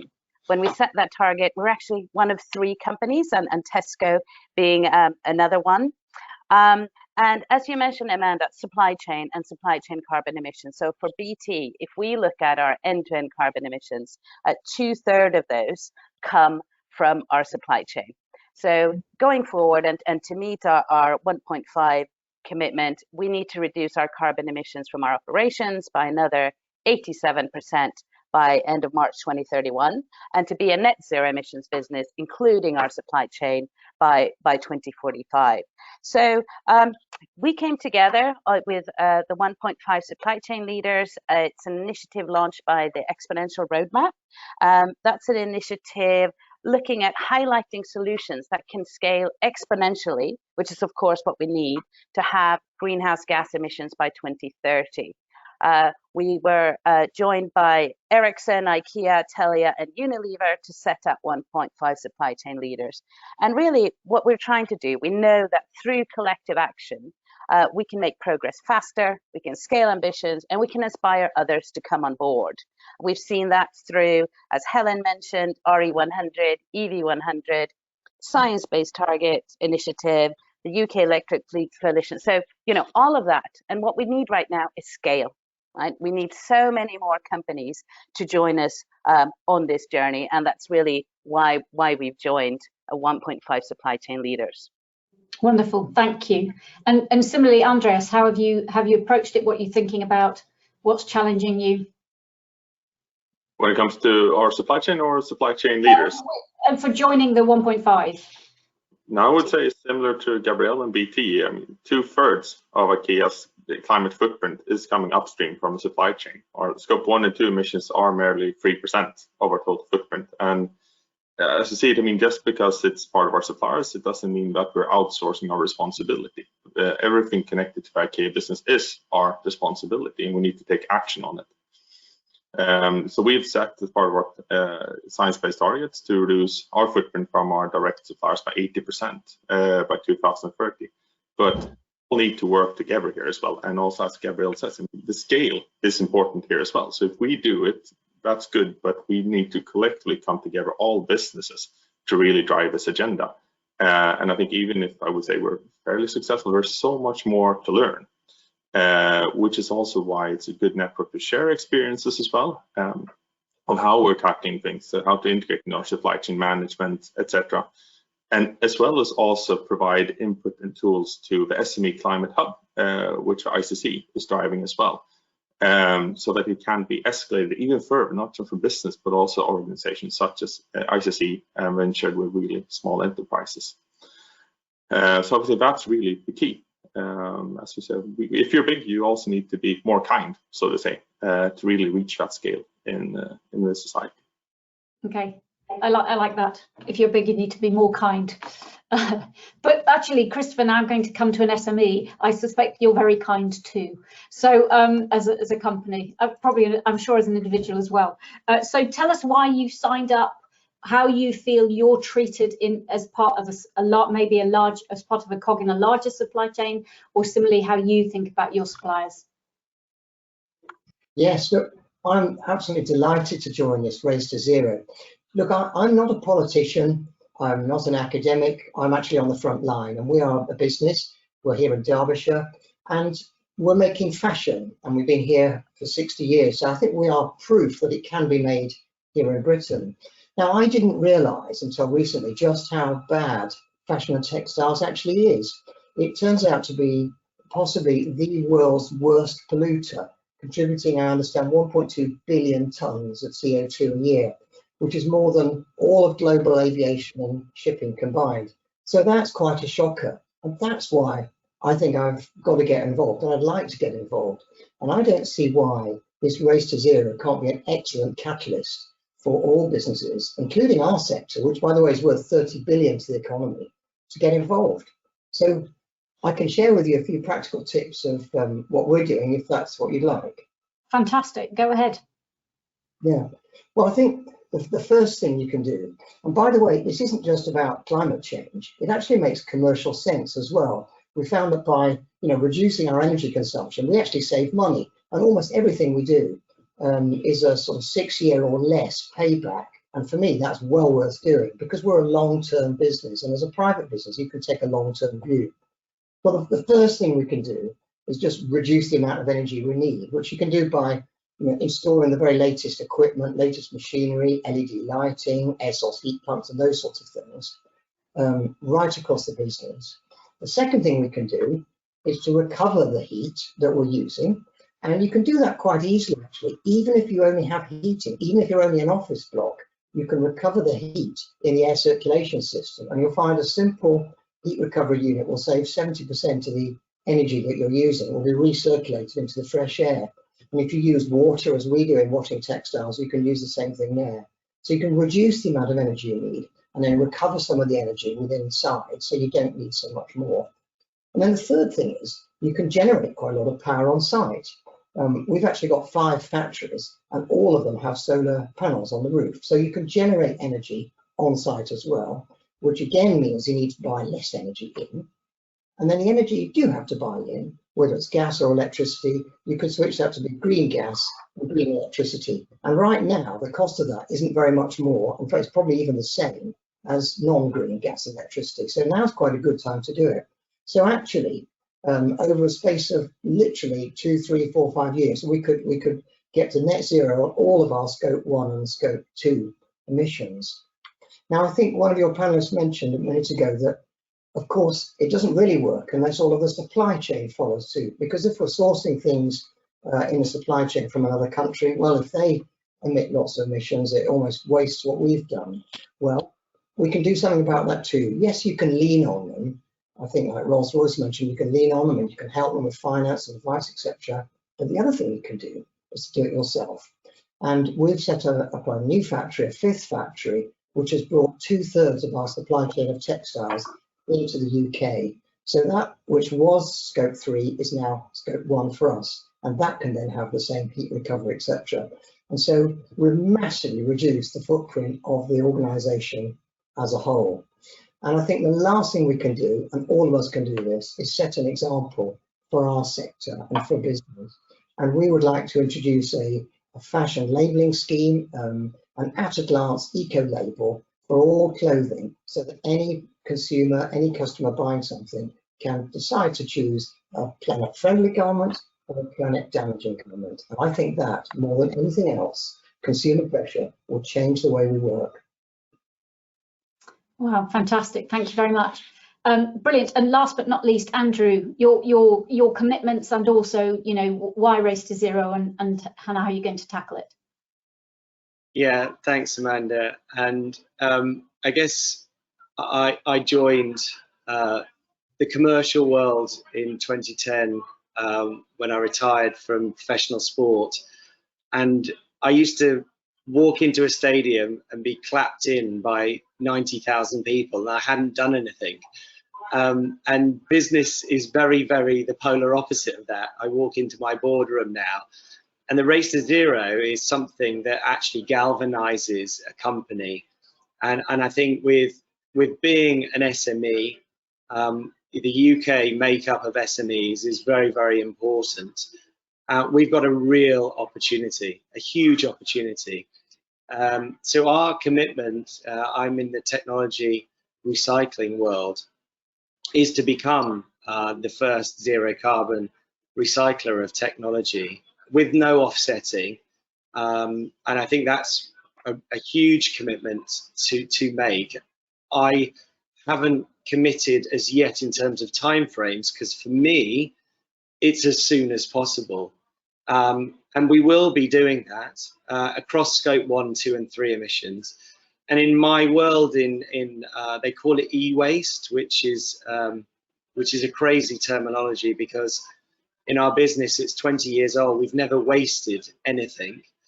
But zero to landfill, I'm afraid, is a very last century slogan. And with circular economy coming in, I was very excited about the drive to claiming back, recycling, you know, all these wonderful words that we use, but actually not harming our environment.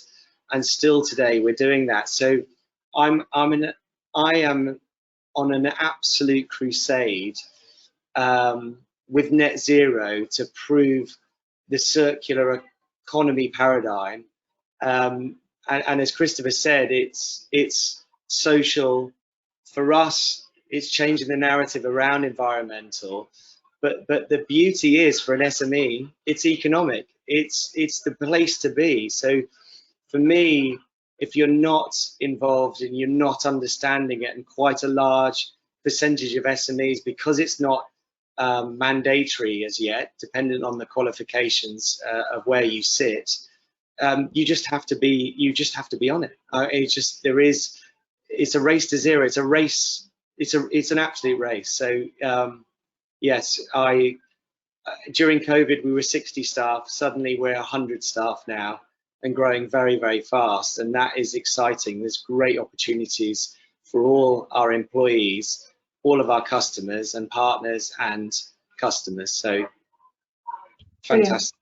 Thank you very much. So Gabrielle, I'm going to come back to you and say it's a leadership challenge in a company that has 100,000 plus people, but I'm sure we've heard a lot about people getting behind this challenge. But what do you think is the kind of leadership imperative that is going to make this happen?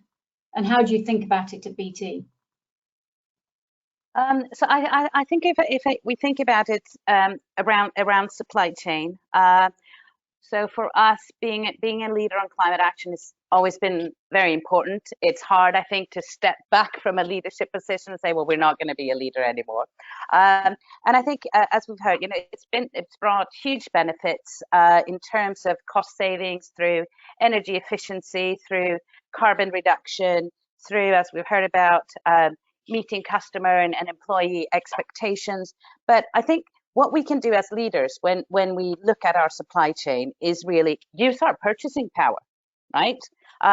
If we look at BT adjudication criteria, so 15% of that is now around CSR and human rights, climate credentials, and what people are doing in that space. Put it into contracts. So when we are negotiating with some of our key suppliers, we put in a sustainability contract clause that basically says, over the term of the contract with BT, you're committing to reduce carbon emissions. And then that starts to bite. And what that also does is it means the conversation is just not between sustainability teams. It's actually part of a contract negotiation. It gets onto the executive agenda when we review the contract and see how we're doing. I think, again, you know, Chief Procurement Officer, he has written out to our key suppliers, asked them basically, fill out a survey. Have you set a net zero target?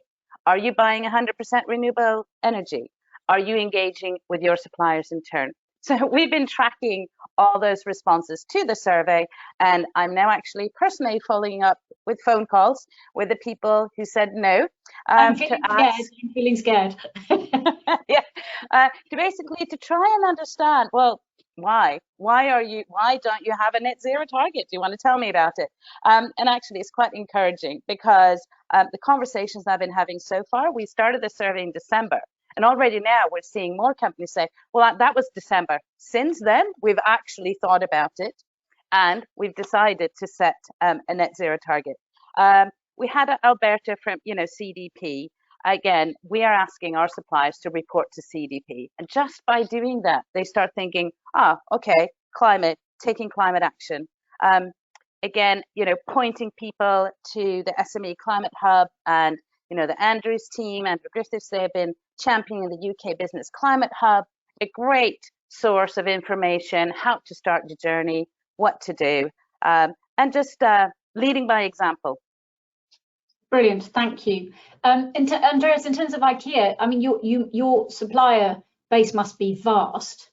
So if you were to apply that BT logic, which you probably do, to them, how many are in the good camp now? How many are moving? And who are the laggards? Or do you have any laggards because you've basically taken their business away? I would say I wouldn't judge suppliers based on who are in lead or who are lagging behind. We need to get everybody on board, and I think that's a basic principle, because this, I mean, goes way beyond how we work with climate. I think some of the prerequisites we sometimes miss talking about how to engage with suppliers is how do you run your business and how do you engage with suppliers? Do you do yearly resourcing, or as we do, more like long-term partnerships as well? So even if I would say you maybe our supplier was maybe not performing so well, we need as a business to go in there and support with clarity on what we should do. Maybe it's competence they need, maybe it's financing as well, so that each and everybody gets an opportunity to really become a leader as well. So I wouldn't like to say how many is in each camp, because we need to move our entire supplier base. Okay, and your point around long term is really important, isn't it? Yeah, exactly. So I think that's really the key, and that's also how we engage with suppliers. I mean, one thing is that we have set the goal to reduce by 80% by 2030, but then together with our suppliers and business teams, we develop a roadmap of how to actually get there. So we make that fluffy climate agenda and fluffy goal really concrete. Is it like to get renewable electricity? Is it maybe to phase out that natural gas? Maybe we need to electrify some forklifts, fix some compressed air leaks and so on. So it really becomes actionable, because then it's also easier, because many people want to, I mean, it's the humanity's greatest challenge that we face, and where everybody would like to work with it, but how does it become concrete? How to take action on it? That is really critical. And once we develop that roadmap, it also becomes easier for us to understand, like, what type of support does each specific supplier need? Is it competence? Is it maybe financing? Or are there other ways where we need to use our size? Like we announced this recently, but we're going to actually enable the procurement of renewable electricity for all of our suppliers, and not just with production share for IKEA, but for any other production we're doing for other companies as well. So we take that extended responsibility. That's great. I'm conscious of the time ticks on, so I'm going to come to Christopher and Andrew again.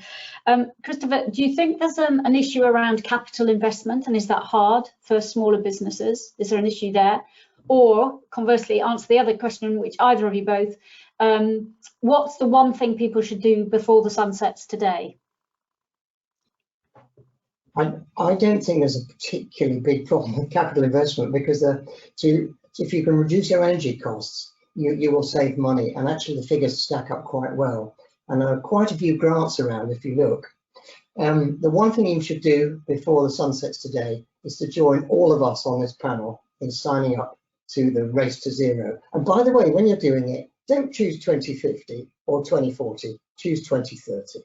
That's what we've done. So thank you very much. Please follow all our examples.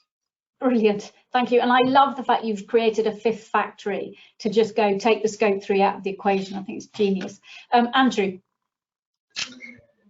Yeah, I mean, I started my career in selling and sales, and I passionately talk about this, and I cared, and the feedback from customers were that they weren't empowered and they didn't care necessarily. And this is sort of a generation now of 10 years, and now suddenly with net zero on the horizon, we're starting to have these conversations, and it's great.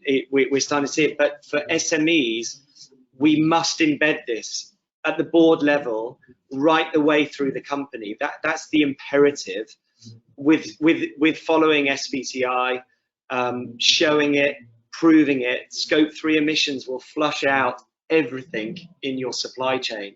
So if you're not involved and you're not on board, you don't have a narrative, you don't have a plan, and the roadmap is very different for everyone, just like we as human beings are all very different.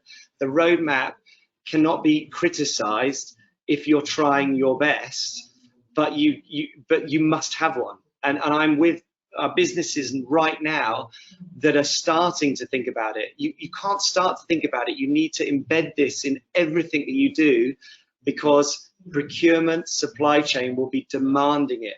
That's the obvious thing that I'm seeing. And then just as an employee, as an individual, just learn, just be inquisitive about your sectors and understand the climate change challenge that we have, because it will just make you, in a positive way, get anxious that we need to accelerate. So we're all in. And as an SME, we will lead in that regard. We're supported hugely by BT in that regard, leading the way as they've always done for so long. And yet people are waking up to it now, and you're just like, oh my gosh, this is crazy. So exciting days ahead. Brilliant. Thank you. Well, thank you to our fantastic panel. We couldn't have had more expertise, more passion, more commitment, and more drive. I'm going to hand back to Claire. Thank you very much. Fantastic. Thanks, Amanda. And your going home prize, everybody, is going to be one more short video before I wrap up. A video from Gonzalo Muñoz, who's the high-level climate action champion at COP25, based in Chile and working very closely with our own corporate leaders group here in the UK. So over to the video, and then I'll wrap up. You've all been very patient, and it's been an amazing conversation.